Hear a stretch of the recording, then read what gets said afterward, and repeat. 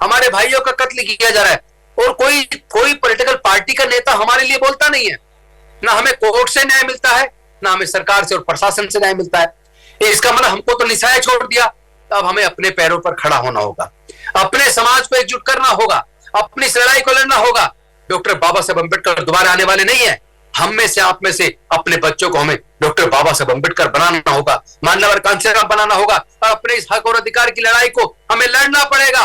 हम लड़ेंगे, हम जीतेंगे। हमारी जो संख्या है, अगर हम एकजुट हो जाए, क्योंकि ये लड़ाई विचारधारा की है, ये लड़ाई लाठी गोली की नहीं है, ये औजार हथियार से नहीं लड़ी जा सकती। इस तरह से, चूंकि ये छल कपट करने वाले लोग हैं, इनसे जीतना है तो बुद्धि और विवेक का इस्तेमाल करना होगा, बुद्धि से करना होगा। ये विचारधारा की लड़ाई है।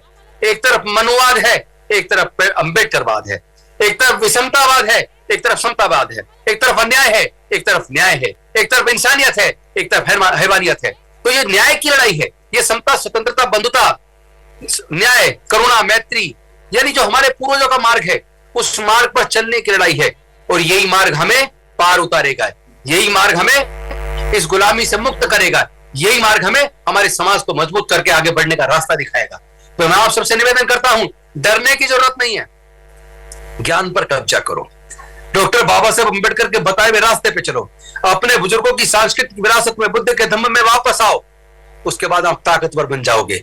और वो लोग जो आज हमारे ताकत के दम पर राज कर रहे हैं, वो लोग अल्पमत में आ जाएंगे। उसके बाद जो अल्पमत में आ जाएगा, वो आपके ऊपर शोषण नहीं कर सकता, वह आपके हक और अधिकार को नहीं छीन सकता। उसके बाद सत्ता भी आपकी होगी और देश के संसाधन भी आपके होंगे। आपको समझना पड़ेगा, ये जो जल, जंगल, जमीन है, ये कोई अपनी माँ के पेट से लेकर पैदा नहीं हुआ। फिर केवल यही लोग उसके मालिक क्यों हैं? हम उसके मालिक क्यों नहीं है? हमारा उसमें हिस्सा कहाँ है? इस लड़ाई को हम लड़ेंगे, बुद्धि और विवेक से लड़ेंगे, हम लड़ेंगे और हम जीतेंगे। इन्हीं शब्दों के साथ मैं आप सबको स्वतंत्रता दिवस की, संविधान दिवस की बहुत बहुत शुभकामनाएं देता हूं। आपको आभार व्यक्त करता हूं कि आपने मुझे सुना, मुझे बोलने का मौका दिया।